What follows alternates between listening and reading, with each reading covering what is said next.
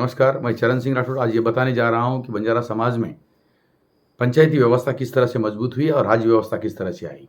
सभी दुनिया वाले यही जानते हैं कि बंजारा समाज एक भटकी हुई जाति है, भटका हुआ समाज है, जिसे कोई सी जानकारी नहीं है। इस तरह की राय जिनकी है वो राय छोड़ दे।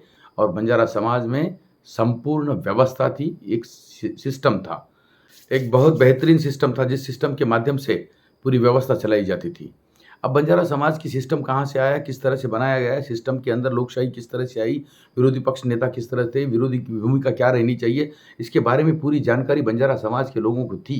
और जंगल में रहने के बावजूद भी इन लोगों को इस बात का ज्ञात था कि अर्थव्यवस्था किस तरह से उभारी जाए और उद्योगों को किस तरह से बढ़ावा दी जाए और परकीय व्यापार प्रदेशों से व्यापार किस तरह से किया जाए, इस बारे में भी जानकारी बंजारा समाज को भली भांति थी। मैं एक बात कहना चाहता हूँ कि प्राचीन भारत में ईस्वी सन पूर्व 2000 से 3000 के दरमियान जब हमारे भारत देश के अंदर आर्य आगमन के पूर्व जहाँ पर हड़प्पा और इंडस वैली सिविलाइजेशन जिसे हम कहते हैं जो पनप रही थी, उस समय में इस प्रदेश को मेलुहा कहा गया था और उस मेलुहा का व्यापार प्रदेशों से विदेशों से चलता था। इसके बारे में जानकारी बहुत जगह से मैं आपको अपने को देखने को मिलती है। मगर इस बात को शुरुआत से सभी लोग कहते हैं कि इंडस वैली सिविलाइजेशन के अंदर अच्छी राज्य व्यवस्था थी, वहाँ पे सिस्टम था, न्यायिक व्यवस्था थी। मगर यहाँ पर बंजारा समाज का न्यायिक व्यवस्था से क्या संबंध है, इसके बारे में हमने कभी सोचा नहीं है। मगर बंजारा समाज में न्याय व्यवस्था थी, उसको पंचायत कहते हैं, बंजारा पंचायत, जिसको लंबान पंचायत कहते हैं साउथ इंडिया में। मगर ये लंबान पंचायत जो है किस तरह से काम करती थी, इसके बारे में भी देखना बहुत जरूरी है। अब बंजारा पंचायतों के अंदर गांव का या थांडे का जो मुखिया है उसे नायक कहते हैं, उसके साथ में व्यवहार करने वाला जो होता था उसे कारबारी कहते हैं, और कारबारी के साथ में डाये और साणे, डाये एक व्यक्ति नहीं होता था, उसके अंदर भी एक मुखिया बनाया जाता था लेफ्टिस्ट विचारधारा के लोगों में से एक। जो डाया मतलब वहाँ का विरोधी पक्ष नेता होता है, वह विरोधी पक्ष नेता गांव के नायक के हर बात को विरोध करता था और उसको बताता कि ये बात के अंदर तर्कशुद्ध निर्णय लिया जाए, तर्कशुद्ध न्याय दिया जाए, किसी के ऊपर अन्याय नहीं होना चाहिए। इस बात की पूरी तरह से जानकारी इन लोगों को थी। इसलिए एक घंटे का एक जो ग्रुप होता है, एक तबका, उस तबके के एक व्यक्ति को वहां से चुना जाता था और वो परमानेंट वहां पे विरोधी पक्ष नेता का काम करता था। उसके साथ में साणे जो थे, बड़े बुजुर्गों का उसके अंदर योगदान था। वो साणे लोग जो थे उनका मार्गदर्शन होता था और मार्गदर्शन के माध्यम से नायक कारबारी और डाये साणे सब मिलकर किसी भी न्याय निवाड़े का काम करते थे, जिसे हम जस्टिस कहते हैं। जस्टिस के लिए और सोशल जस्टिस का भी काम उस जमाने में किया जाता था। दुनिया का एक ही समाज है जहाँ पे सर्वसमावेशी विचारधारा को लेके चलने वाले लोग थे। मुझे आपको अलग लगेगा कि हमारे समाज के अंदर कोई अनाथ व्यक्ति अगर आता था तो उस अनाथ व्यक्ति को हमारे समाज के लोग उसके अंदर विलीन करने के लिए एक विधि की जाती थी और वो विधि कर उसको विलीन किया जाता था। उसे बेटी दी जाती थी, अगर कोई बेटी है तो उसका भी विवाह किया जाता था। जो अनाथ था, जिसका कोई नहीं है, उसको अडॉप्ट करके हमारे समाज के अंदर उसको लेकर उसको समाज का एक अविभाज्य अंग बनाया जाता था और उसको अपना जीवन जीने का पूरा अधिकार हमारे समाज में दिया जाता था। तो ये पंचायती व्यवस्था जो थी, ये पंचायती व्यवस्था समाज के अंदर अमन कायम रहे, समाज के अंदर कोई झगड़े ना हो, थानों के अंदर झगड़े ना हो, यह पूरी तरह से व्यवस्था हमारे समाज के अंदर थी। प्राचीन काल में जिस तरह से कुटुंब व्यवस्था बनी, कुटुंब के बाद ग्राम बने, ग्राम के बाद गण बने, गण के बाद राष्ट्र बने, राष्ट्र का पति राष्ट्रपति होता था और गण का पति गणपति होता था और ग्राम का ग्रामीण होता था और परिवार का मुखिया घर प्रमुख व्यक्ति होता था। और यह प्रमुख व्यक्ति पूरे परिवार के निर्वहन की जिम्मेदारी यह प्रमुख व्यक्ति लेता था और उसको न्याय देने की जिम्मेदारी, लेके चलने की जिम्मेदारी उसके ऊपर रहती थी। प्राचीन काल में तांडे जब थे, उसके पहले जब परिवार व्यवस्था थी, परिवार व्यवस्था में जितने ज़्यादा लोग हो उतना परिवार मजबूत होता था और परिवार सुरक्षित महसूस किया जाता था। इसीलिए बंजारा लोग, गोरमाटी लोग अपने होली के त्यौहार के दिन, जब बच्चे का बोलते हैं मराठी में, किसी का बच्चा कोई पैदा होता है तो उसके ऊपर एक बहुत अच्छा कार्यक्रम किया जाता है। उस कार्यक्रम के अंदर हमारे पास धुंड बोलते हैं, जिसे मराठी में पालना बोलते हैं।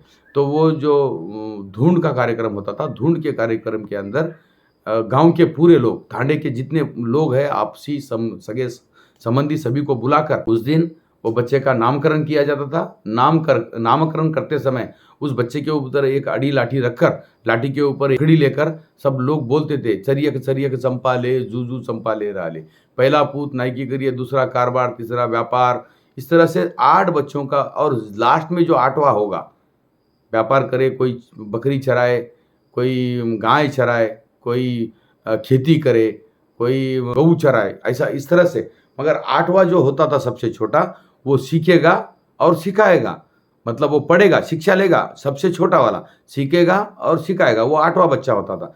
सीखेगा, सिखाएगा, और जो सीखेगा वो घी और पूरी खाएगा। सीख जेरी 60 पोड़ी, मतलब कहते हैं चरियक चरियक चंपा ले, जूजू चंपा ले राले।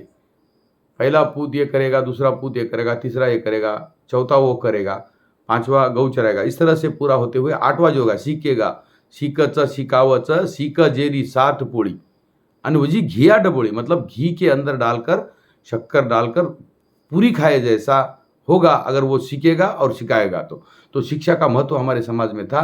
तो यह बात बच्चा पैदा होने के बाद पूरे थाने के पूरे नायक लोग पूरे जमकर उस बच्चे को वो समझाया जाता था कि किस तरह से आपको क्या काम करना है, वो किस नंबर का बेटा है, वो उसके क्रमांक के ऊपर तय होगा कि उसका काम क्या होगा। मगर ये बात उसके अंदर भी कुछ फ्लेक्सिबिलिटी थी कि कौन सा बेटा किस काम के लिए काबिल है। सबसे छोटा ही पढ़ाना ऐसा जरूरी नहीं था, मगर उस जमाने में पढ़ाई से ज़्यादा जरूरी था सुरक्षा और थाने का निर्वहन करना और जीवित रहना, और अपने इस कबीले को, अपने थाने को किसी तरह से शत्रुओं से, हिंस्र पशुओं से बचाना, ये बहुत जरूरी था। इसीलिए नायक कारभारी लोग ये व्यवस्था बनाकर थाने का व्यवस्था, राज्य व्यवस्था चलाते थे। यही राज्य व्यवस्था बाद में राष्ट्र व्यवस्था बनी। आज पूरी दुनिया में राज्य व्यवस्था चलती है। राज्य व्यवस्था की मैं शुरुआत में मानता था कि सरकार किसे कहते हैं, सरकार का अलग मायना है, सरकार की व्याख्या मैं अलग तरीके से करता हूँ, उसके बारे में एक दिन सरकार के बारे में हम अलग से बात करेंगे। मगर थाने का जो सरकार थी, थाने की जो व्यवस्था थी, वो थाने की व्यवस्था से पहले परिवार की व्यवस्था रहती थी, उसके बाद में थाने की व्यवस्था। थाने का जो मुखिया होता था वो नायक होता है। थाने के अंदर अनेक तीज त्यौहार होते थे, उस तीज त्योहारों में सभी में इन थाने की व्यवस्था का जो एडमिनिस्ट्रेशन था, वो एडमिनिस्ट्रेशन की बहुत बड़ी भूमिका रहती थी, और वही भूमिका पूरे तांडे को लेके चलती थी। तभी यह संस्कृति, यह सभ्यता, ये लोग जीवित रहे और अपने समाज की जो सभ्यता है उसको जतन करने में ये सक्षम रहे। आज लोग कहते हैं कि बंजारा समाज इतना छोटे प्रमाण में है तो पूरी दुनिया में किस तरह से काम किया, इसके बारे में हम अलग से बात करेंगे। आने वाले फरवरी महीने में मैं अभी उसके बारे में एक अलग से वीडियो बनाकर आपको बताऊंगा कि हमारा किस तरह से प्रवास रहा है उस किताब के लिए।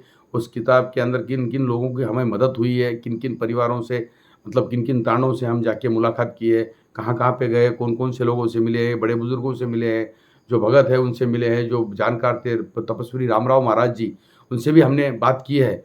मेरा पांडर गाँव तांडा बोल के है गंगाखेड़ में, वहाँ पे रामराव महाराज जी हमारे गुरु जी, उसके साथ में बाबू सिंह जी भी थे, बहुत सारे लोग थे, उनके साथ हमारी मुलाकात हुई, उनके साथ में भी डिस्कशन हुआ है। मगर धर्म के बारे में, और हम उनको धार्मिक व्यवस्था और सिस्टम के अंदर उनको हम गुरु मानते हैं। वह हमारे सेवालाल महाराज के वंशज है। वंशज रहने के बाद भी उन लोगों ने बहुत सारे अच्छे काम रामराव महाराज जी के पूरे जीवन में किया है। उन्होंने हर गांव थांडे थांडे जाकर पूरे थांडे के लोगों को अच्छे काम और शिक्षा के बारे में महत्व पढ़ाया और हमारे लोगों को आगे बढ़ाने का काम किया है। तो ये थी हमारी पंचायती व्यवस्था, जिसे लवान पंचायत कहते हैं। मराठी में एक कहावत है, लवाण्याचा घोळ मिटत नहीं बोल के, मगर अब वो मिट जाएगा, क्योंकि लमानी समाज के लोग जब बैठते हैं तो पूरी तरह से अच्छा हो, न्यायिक व्यवस्था को मजबूत करने का काम करके ही वो उठते थे, और तभी ये समाज और ये देश के अंदर ये गोर समाज जिंदा रहा है। और आज मैं पंचायती के बारे में बोला, और आगे आने वाला वीडियो बहुत जल्द आएगा। और आप मेरे ज़्यादा से ज़्यादा मेरे यूट्यूब चैनल को सब्सक्राइब करें। मेरे वीडियो बहुत अच्छे वीडियो आए हैं। इसके पहले मैंने बंजारा समाज के इतिहास के बारे में, जिस तरह से दशहरे के बारे में कहा है, हनीगांव के परिसर के बारे में कहा है। मैं किसी भी वीडियो को मैंने रंजा गबरू की जी कथा कही है, उसके बारे में भी बहुत अलग तरीके से मैंने वीडियो बनाया है, उसको भी आप ध्यान से देखें और उस वो वीडियो के अंदर गीत है, उसके अंदर एक कथा है, उस कथा को ध्यान से सुनना पड़ेगा और वो ज़रा देर मतलब 1 घंटे की मेरे ख्याल से 47 मिनट्स की कुछ वो वीडियो है, तो वो थोड़ा लंबा लगेगा तो जानकारी चाहिए तो लंबा तो सुनना पड़ेगा। अगर नहीं सुनेंगे तो आपको किस तरह से जानकारी प्राप्त होगी, फिर कैसी तरह से हमें पे हमारे विचार हमारी जो आने वाली किताबें हैं उसके ऊपर समीक्षा आप कर पाएँगे। इसके लिए मैं आज के दिन इतना ही बोलता हूँ। जय हिंद, जय भारत।